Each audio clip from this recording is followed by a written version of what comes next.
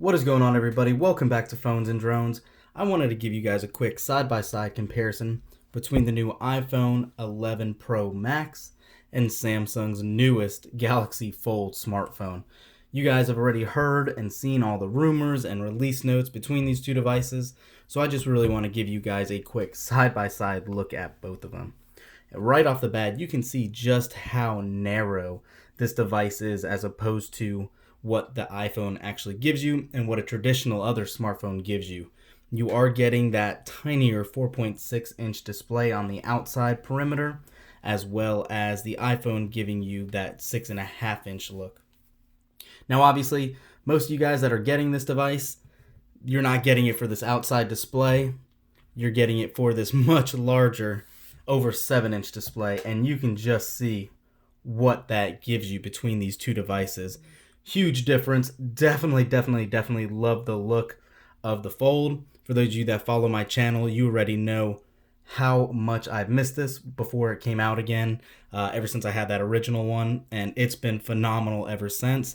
If you haven't seen any of my other hands-on videos for this newest Fold, go check those out. I'll throw a link up in the description below for you in regards to that. Now that we got that out of the way, obviously the biggest selling point is the foldable plastic display on the Fold, but let's not forget to touch on the new iPhone selling points, which are going to be those cameras.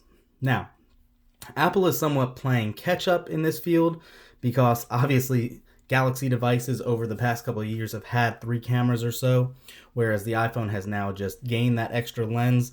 And I gotta say, that look in person is not as bad as what those renders would have made it out to be.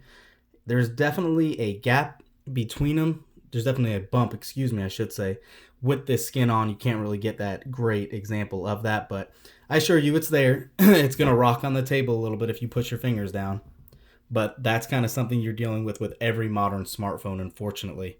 Having said that, though, the Fold does still have that triple camera setup as well from the S10 and Note 10 Plus series, but you do also have that cover display and the 2 inside as well.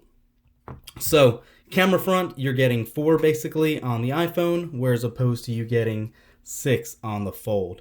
Now, you are getting all the other IR sensors on here. Obviously, you don't have any facial recognition on the Galaxy Fold.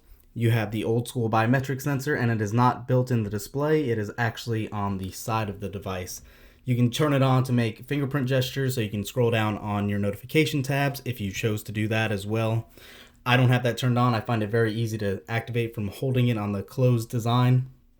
My finger and palm actually kind of rest on that and cause it to trigger.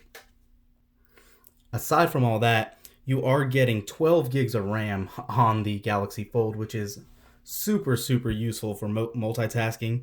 You can actually see everything I have in memory here, and I have no problem pulling right back into that last used app as well. Now, aside from that, we all know what Apple and the A13 Bionic chip can do and what Apple's been doing for years now. There's no problem with this phone either. You multitask very easily. You could see just how easy it is to scroll back through your past apps as well. The new iOS operating system on this has made it just as beneficial as it was before with some of the new tweaks and all that. Apple has just updated their camera software, so now you can actually have a night mode, which does do a pretty good job. I don't think it's quite on par with Pixels, but I'm curious to see what Google's going to do with their new Pixel 4 and Pixel 4 XL that'll be out in a couple weeks. Make sure to subscribe to the channel to see all those videos as well. Thumbs up this video in the meantime, and leave a comment down below for what you guys prefer between these two devices, or if you're going to be holding out for the Pixel. Aside from that, guys, we can beat a dead horse if we want all day long, but we know the performance, we know what these devices can do. We'll open up the Chive here, and you can see everything loads and is very buttery smooth. One thing I do want to call attention to that I'm not sure I've heard a lot of people talking about, the way this display is built on the Fold, it is actually split in 2. And what I mean by that is the displays are not synced 1-to-1. So when you scroll, one of the sides actually moves a little quicker than the other one. There's a delayed reaction on the left side or right side, depending on which you want to base it off of. It's really hard to catch it in video. that's not going to do it justice at all, but there's a slight delay. It's one of those things, once you see it, you can't unsee it, but it's not a deal breaker. Just wanted to throw that out there for you. As far as brightness is concerned, again, this is Apple's new XDR type display, they want to call it. There's no promotion on either of these. There's no 90 hertz refresh rate, but this does get incredibly bright in the sunlight. I believe it's 1200 nits, and it can maintain 800 nits on a regular viewing angle. Aside from that, guys, that's really it. I don't want to keep this video too long for you.